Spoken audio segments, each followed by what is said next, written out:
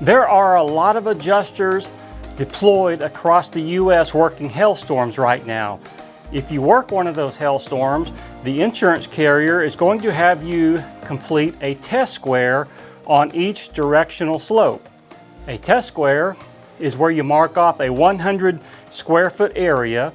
You will then go to that test area and count all the hail hits contained within that area. So the obvious question is, does it have to be a square? In this video, we'll talk about it.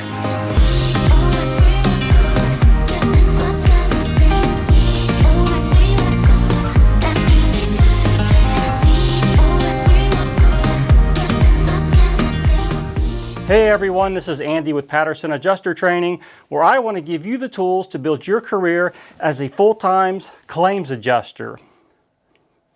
So let's answer that burning question that you have.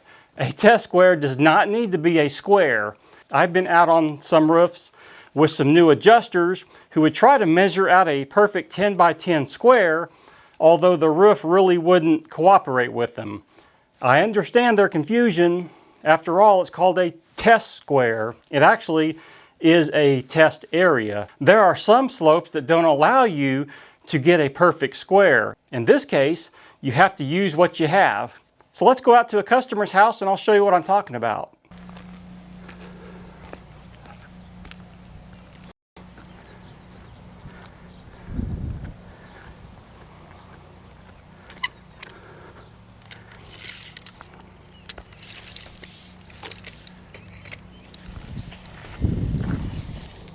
So 14 by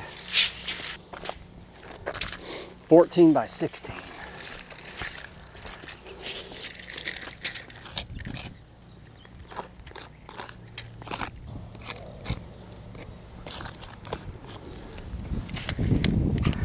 Okay, so now on this slope, it's not a perfect square. So we've got 14 by 16. And the formula for finding the square footage of a triangle is length times width cut in half. So this is 112 square feet, this triangle slope right here. So I'm going to use it as my test square. It's the back slope. And so I'm just going to start at the bottom and work my way up.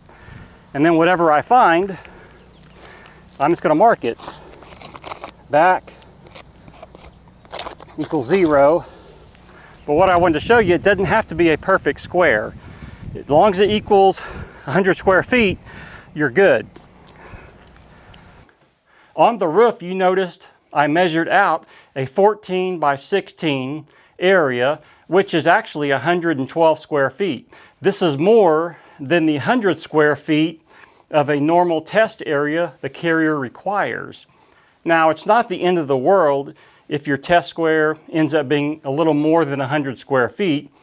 What I didn't explain in the video, I wasn't going to get too close to that rake edge, and so instead of going the full 14 foot wide, I'm probably going to stay at least a foot away from that rake edge. And so my test triangle is essentially 13 by 16, which ends up being 104 square feet. So that would be my test area, would be that triangle. The point of all this was to show when you're working hail claims, your test squares or test areas don't have to be squares. They can be triangles, they can be rectangles, they can be trapezoids. They could actually be a circle if you're that good at geometry. And speaking of hail claims, I put together what I call a roofing field guide for you guys. Now this guide includes the most common roofing related items that you're going to see when you're working a wind hail event. I've included a photo of each item and a brief description along with the Xactimate category and selector code, so you don't have to spend time looking through Xactimate to find it. So this guide should help you be faster and more accurate with your estimates. So you're probably thinking, roofing field guide, that's exactly what I need. How much is that going to cost me? Nothing. It's completely free. To get your copy, go to content.pattersonadjustertraining.com or just scan that QR code that's on the screen now to get your copy.